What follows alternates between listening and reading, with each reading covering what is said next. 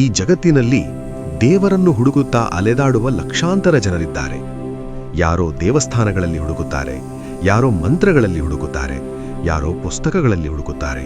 ಆದರೆ ಒಂದು ಮಹಾನ್ ಸತ್ಯ ಏನೆಂದರೆ, ದೇವರನ್ನು ತೋರಿಸುವವರು ಗುರುವಲ್ಲ, ನಮ್ಮೊಳಗಿನ ದೇವರನ್ನು ನಮಗೆ ಅರಿಯಿಸುವವರೇ ಗುರು. ಹೌದು, ನಮ್ಮ ಜೀವನದ ಅಂಧಕಾರವನ್ನು ದೂರ ಮಾಡಿ ಜ್ಞಾನ ಎಂಬ ಬೆಳಕನ್ನು ತೋರಿಸುವವರು ನಮ್ಮ ಸತ್ಪುರುಷ ಗುರುಗಳು.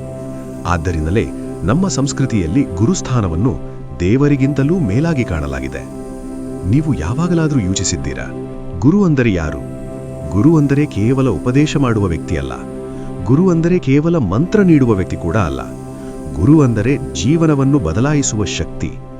ನಮ್ಮ ಜೀವನದಲ್ಲಿ ಅಜ್ಞಾನವನ್ನು ದೂರ ಮಾಡುವವರು, ಸತ್ಯದ ದಾರಿಯನ್ನು ತೋರಿಸುವವರು, ಆತ್ಮಜ್ಞಾನವನ್ನು ನೀಡುವವರು, ಅವರೇ ನಿಜವಾದ ಸತ್ಪುರುಷ ಗುರು.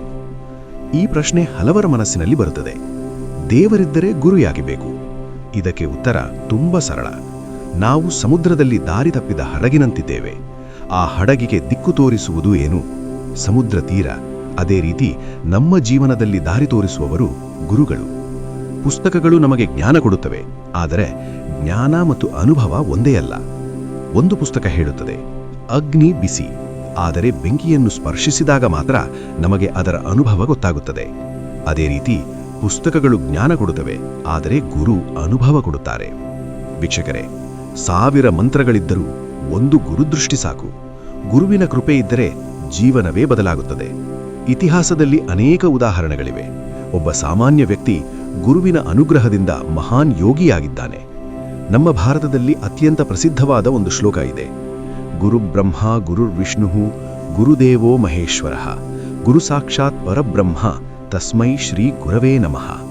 ಈ ಶ್ಲೋಕದ ಅರ್ಥ ಏನು ಗೊತ್ತಾ?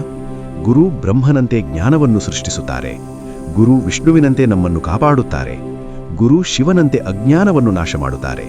ಆದ್ದರಿಂದ ಗುರು ಪರಬ್ರಹ್ಮ ಸ್ವರೂಪ. ಒಮ್ಮೆ ಒಬ್ಬ ಯುವಕ ಜೀವನದಲ್ಲಿ ತುಂಬಾ ಕಷ್ಟ ಅನುಭವಿಸುತ್ತಿದ್ದ. ಅವನಿಗೆ ಹಣ ಇರಲಿಲ್ಲ, ಮನಸ್ಸಿಗೆ ಶಾಂತಿ ಇರಲಿಲ್ಲ. ಅವನು ದೇವರನ್ನು ಹುಡುಕುತ್ತಾ ಒಂದು ಆಶ್ರಮಕ್ಕೆ ಹೋದ. ಅಲ್ಲಿ ಒಬ್ಬ ಮಹಾನ್ ಗುರು ಇದ್ದರು. ಯುವಕ ಕೇಳಿದ, ಸ್ವಾಮಿ, ನನ್ನ ಜೀವನದಲ್ಲಿ ಶಾಂತಿ ಇಲ್ಲ.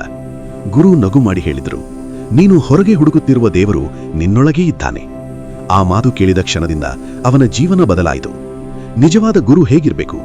ಒಬ್ಬ ಸತ್ಪುರುಷ ಗುರು ಸ್ವಾರ್ಥವಿಲ್ಲದವರು, ಕರುಣಾಮಯರು, ಜ್ಞಾನಸ್ವರೂಪರು, ಅಹಂಕಾರವಿಲ್ಲದವರು ಇವರಾಗಿರುತ್ತಾರೆ.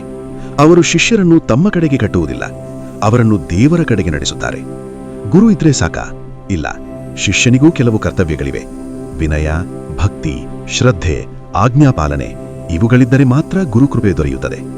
ಗುರುಕೃಪೆ ಇದ್ದರೆ ಕಷ್ಟಗಳು ಕಡಿಮೆಯಾಗುತ್ತವೆ, ಮನಸ್ಸು ಶಾಂತವಾಗುತ್ತದೆ, ಜ್ಞಾನ ಬೆಳೆಯುತ್ತದೆ, ಭಕ್ತಿ ಹೆಚ್ಚುತ್ತದೆ ಮತ್ತು ನಿಧಾನವಾಗಿ ಆತ್ಮಜ್ಞಾನ ಸಿಗುತ್ತದೆ.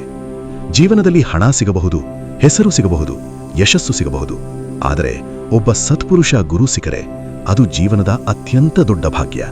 ಆದ್ದರಿಂದ ಇಂದು ನಾವೆಲ್ಲರೂ ಮನಸ್ಸಿನಿಂದ ಪ್ರಾರ್ಥಿಸೋಣ, ಗುರುವೇ ಶರಣಂ. ಗುರುರ್ ಬ್ರಹ್ಮ ಗುರುರ್ ವಿಷ್ಣು ಗುರುದೇವೋ ಮಹೇಶ್ವರ ಗುರು ಸಾಕ್ಷಾತ್ ಪರಬ್ರಹ್ಮ ತಸ್ಮೈ ಶ್ರೀ ಗುರವೇ ನಮಃ. ಗುರುವೇ ಶರಣಂ. ಓಂ ಶ್ರೀ ರಾಘವೇಂದ್ರಾಯ ನಮಃ. ನಿಮ್ಮ ಸಂಪೂರ್ಣ ಜೀವನವನ್ನು ಜಗದ್ಗುರು ರಾಘವೇಂದ್ರ ಸ್ವಾಮಿಯವರ ಪವಿತ್ರ ಪದಕಮಲಗಳಲ್ಲಿ ಸಮರ್ಪಿಸಿ, ಆಮೇಲೆ ನಿಮ್ಮ ಜೀವನದಲ್ಲಿ ಆಗುವ ಬದಲಾವಣೆಗಳನ್ನು ನೀವು ಸ್ವತಃ ಅನುಭವಿಸುತ್ತೀರಿ. ಓಂ ಶ್ರೀ ರಾಘವೇಂದ್ರಾಯ ನಮಃ. ಶ್ರೀ ರಾಘವೇಂದ್ರಾಯ ನಮಃ.